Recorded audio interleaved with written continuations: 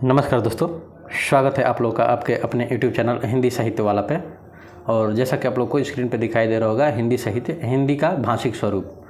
हमने पिछली क्लास में आप लोगों से बताया था कि हम लोग हिंदी भाषा का विकास जब पढ़ रहे थे, हिंदी भाषा और उसका विकास, तो उसी में नीचे एक टॉपिक है फर्स्ट यूनिट में ही हम लोग का नेट जेआरएफ वाले में फर्स्ट यूनिट में ही जो एक और टॉपिक है कि हिंदी का भाषिक स्वरूप, और उसमें कुछ पॉइंट्स नीचे दिए गए हैं।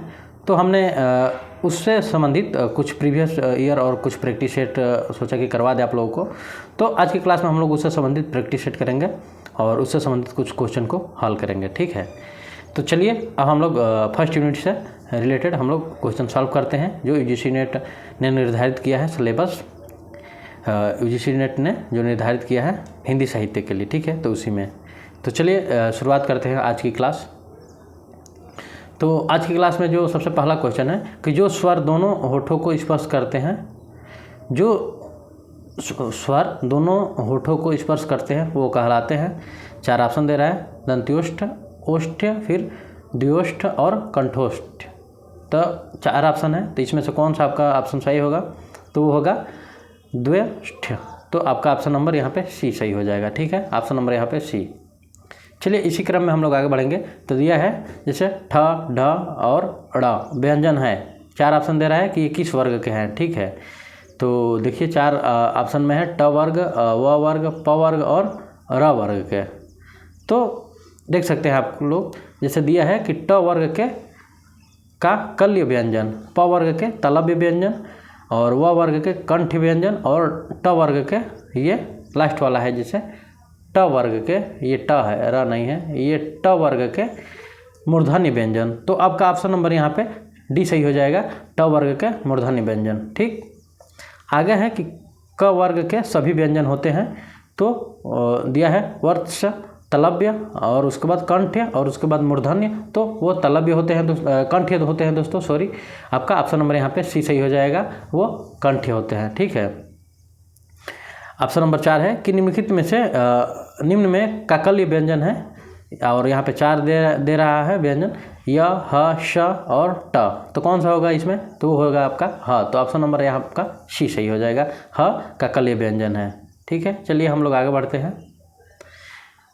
क्वेश्चन नंबर 5 कह रहा है कि च वर्ग के सभी वर्गों को स्पर्श संघर्षी व्यंजन कहा जाता है क्योंकि आगे 4 ऑप्शन दे रहा है। इनके उच्चारण में वायु मुख के अवयवों को स्पर्श करती हुई बाहर निकलती हैं। अगला है इनके उच्चारण में वायु मुख के अवयवों को स्पर्श करते हुए घर्षण के साथ बाहर निकलती है। नेक्स्ट है इनके उच्चारण में वायु घर्षण करते हुए बाहर निकलती है। और इसके आगे है कि इनके उच्चारण में वायु जिह्वा के दोनों किनारों में बाहर निकलती है। तो यहाँ पर 4 ऑप्शन दे रहा है, तो जो आपका ऑप्शन सही होगा वो होगा बी। इसके उच्चारण में वायु मुख के अवयवों को स्पर्श करते हुए घर्षण के बाहर निकलती है। तो आपका ऑप्शन नंबर बी सही हो जाएगा। आगे है यह व्यंजन प्रकंपित वर्ण है। आगे 4 ऑप्शन दे रहा है, ल, र, श और ड़। तो जो आपका ऑप्शन सही होगा वो हो जाएगा र, यह आपका प्रकंपित वर्ण है। नेक्स्ट है ल पार्श्विक व्यंजन है क्योंकि आगे 4 ऑप्शन दे रहा है। इसके उच्चारण में वायु जिह्वा के दोनों ओर से निकल जाती है। नेक्स्ट है इसके उच्चारण में जिह्वा आलोड़न क्रिया करती है। नेक्स्ट है इसके उच्चारण में वायु गर्म होकर बाहर निकलती है और इसके उच्चारण में वायु स्फोटन करती है। तो जो आपका ऑप्शन सही होगा कि इसके उच्चारण में वायु जिह्वा के दोनों ओर से बाहर निकल जाती है। नेक्स्ट क्वेश्चन आप लोग देख सकते हैं, जैसे कि दिया है क्वेश्चन नंबर 8, लीजिए थोड़ा सा ऊपर कर दे रहे हैं। क्वेश्चन नंबर 8 क्या कह रहा है कि निम्नलिखित में से उत्क्षिप्त व्यंजन कौन से हैं, और उत्क्षिप्त व्यंजन में कौन कौन से आते हैं? तो आइए हम लोग देखते हैं। जैसे ऑप्शन दे रहा है यहाँ पे कौन से है, तो ट, ठ, ड, ढ, ड़, ज्ञ और ड और ढ। तो जो आपका ऑप्शन यहाँ पे सही होगा वो हो जाएगा आपका ड और ढ। तो आपका ऑप्शन नंबर सी सही हो जाएगा, ठीक है। नेक्स्ट है कि नासिक के व्यंजन क्या है? तो 4 ऑप्शन दे रहा है, अनुनासिक वर्णों को, पंचमाक्षरों को, स्पर्शी व्यंजनों को और संघर्षी व्यंजनों को। तो जो आपका ऑप्शन यहाँ पे सही होगा वो हो जाएगा पंचमाक्षरों को। तो आपका ऑप्शन नंबर यहाँ पे सी सही हो जाएगा। इसी तरह आगे हम लोग देखेंगे क्वेश्चन नंबर 10। ये क्या कह रहा है कि किसी भी वर्ग के पहले व तीसरे व्यंजन कहलाते हैं। तो हमने ये पढ़ाया भी था आप लोगों को जब हम लोग पढ़ रहे थे। तो ये आपका हो जाएगा, इसमें वो हो जाएंगे अल्प प्रण। तो आपका ऑप्शन नंबर यहाँ पे ए सही हो जाएगा। चलिए महाप्राण व्यंजन है अगला नेक्स्ट जो क्वेश्चन है 11। तो वर्ग के प्रथम और तृतीय व्यंजन, वर्ग के द्वितीय व चतुर्थ व्यंजन, और यही ऑप्शन आपका सही है दोस्तों। ऑप्शन नंबर इसका बी सही है, तो यही होगा, बाकी के ऑप्शन आपके गलत है। चलिए नेक्स्ट क्वेश्चन की तरफ बढ़ते हैं। नेक्स्ट क्वेश्चन क्या कह रहा है कि निम्नलिखित में घोष वर्ग है, और घोष वर्ग में कौन कौन से आते हैं। तो घोष वर्ग में आपके ढ, द, व, य, र, व, ह ये आते हैं, तो ये आपके घोष वर्ग के हैं, तो ऑप्शन नंबर आपका ए सही है। ठीक है, आप लोग देख सकते हैं ऑप्शन नंबर ए, देख लीजिए फिर से, आपका ऑप्शन नंबर वहाँ पे ए सही है। ठीक है, चलिए अब हम लोग नेक्स्ट क्वेश्चन की तरफ बढ़ते हैं। नेक्स्ट क्वेश्चन आपका क्या कह रहा है। नेक्स्ट क्वेश्चन कह रहा है कि निम्नलिखित उदाहरण अधिक कारक युक्त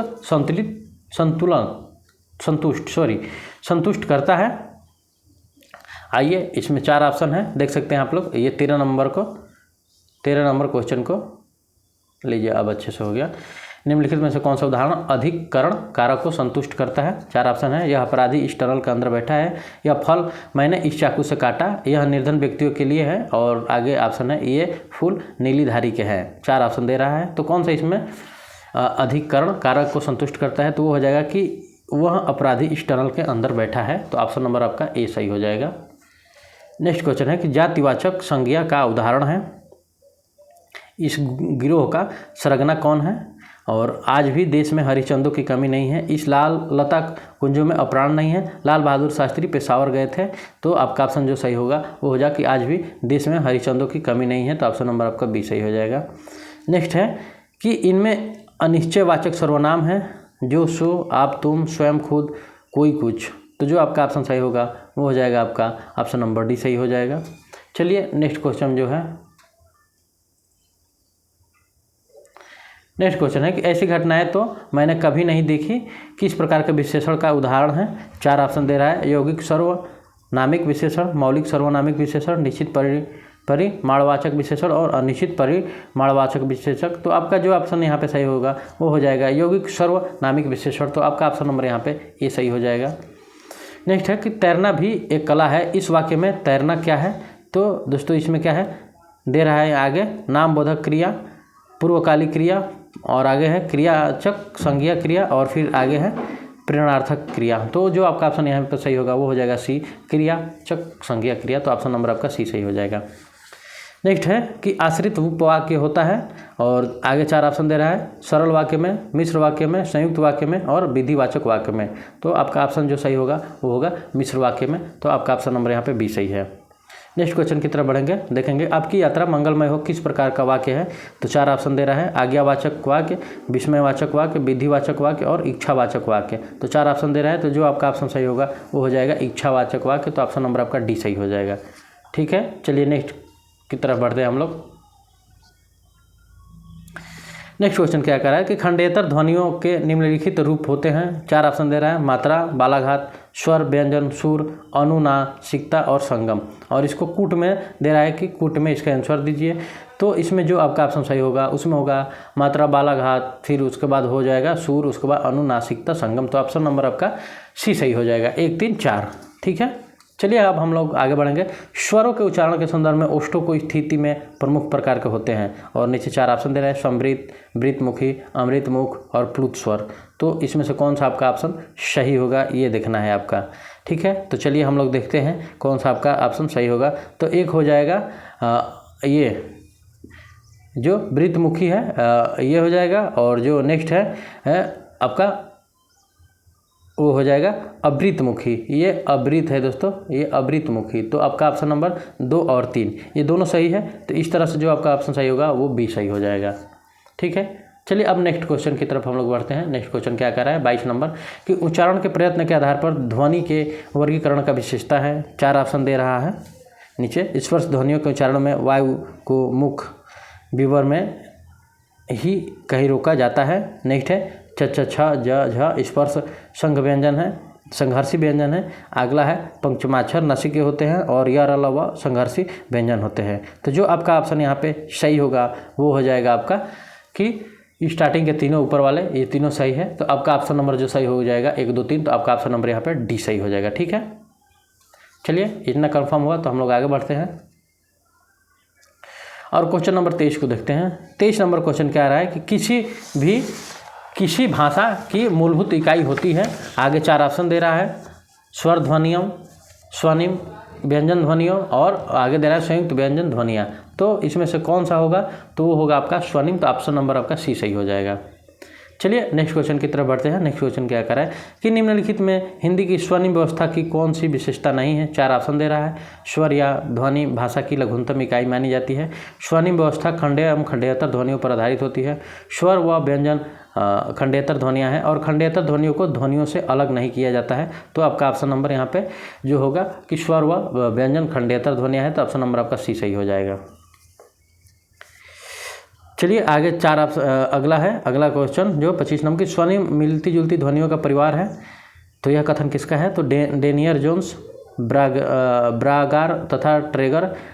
आगे है डॉक्टर भोलानाथ, फिर अगला है डॉक्टर तिलक। तो जो आपका ऑप्शन इसमें से सही होगा कि यह कथन किसका है कि स्वनिम मिलती जुलती ध्वनियों का परिवार है। तो ये आपका कथन है डेनियर जोन्स का। तो ऑप्शन नंबर आपका ए सही हो जाएगा। ठीक है।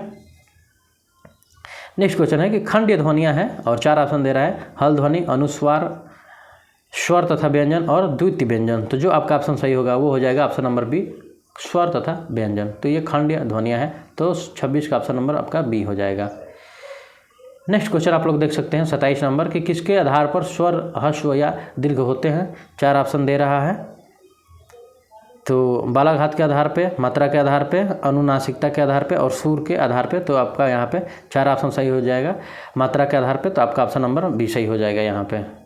चलिए नेक्स्ट क्वेश्चन की तरफ बढ़ते हैं। ध्वनि को किसके आधार पर उच्च या निम्न किया जा सकता है? 4 ऑप्शन दे रहा है, मात्रा, बालाघात, सुर और अनुनासिकता। तो जिसके आधार पर ये सही होगा वो होगा आपका सुर। तो आपका ऑप्शन नंबर यहाँ पे सी सही हो जाएगा।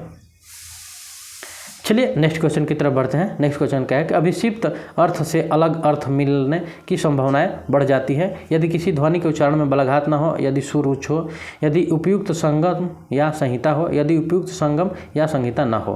तो दोस्तों यहाँ पे आपका ऑप्शन नंबर डी सही हो जाएगा, यदि उपयुक्त संगत या संहिता न हो।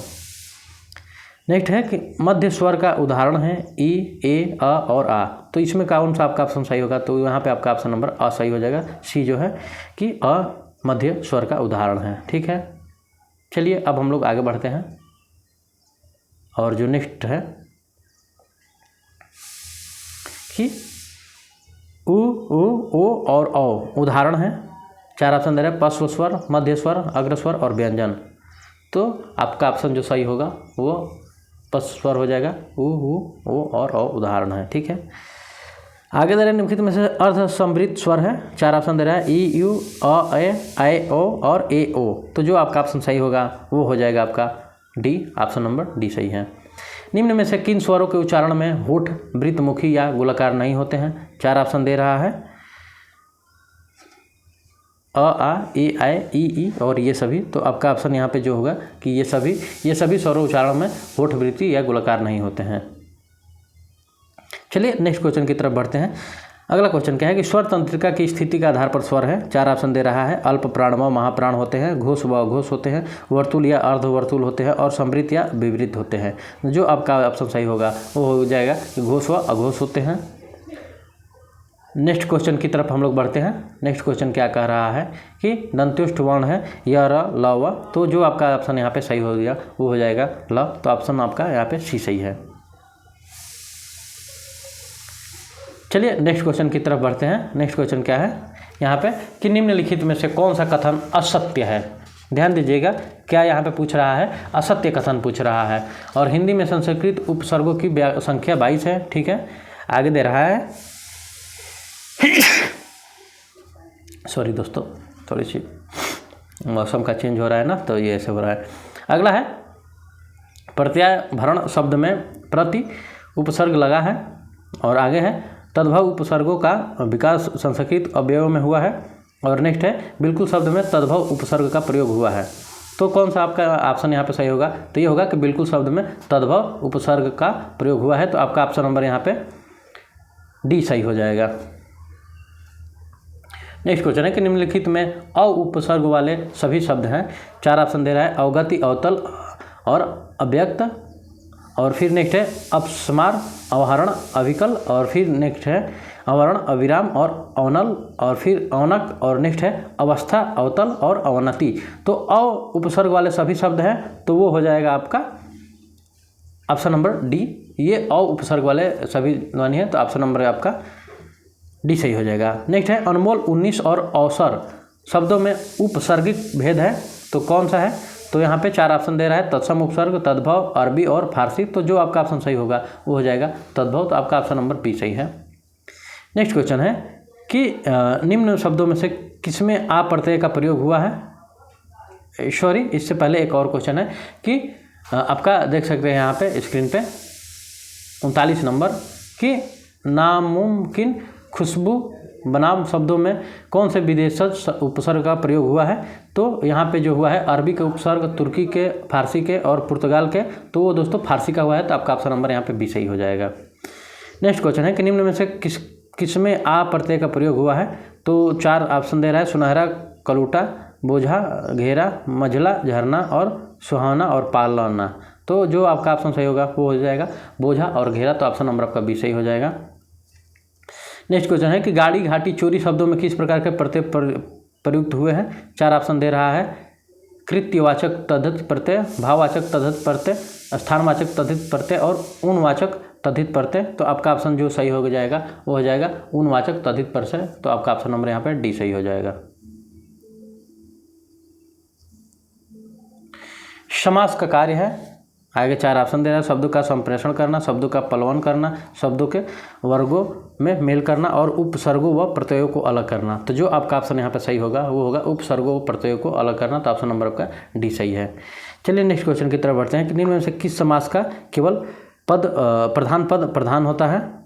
तो प्रथम पद प्रधान होता है, 4 ऑप्शन दे रहा है, तत्पुरुष समास, कर्मधारय समास, द्वंद्व समास और अव्ययी भाव समास। तो जो आपका ऑप्शन सही होगा वो आपका डी हो जाएगा, अव्ययी भाव समास, ऑप्शन नंबर डी।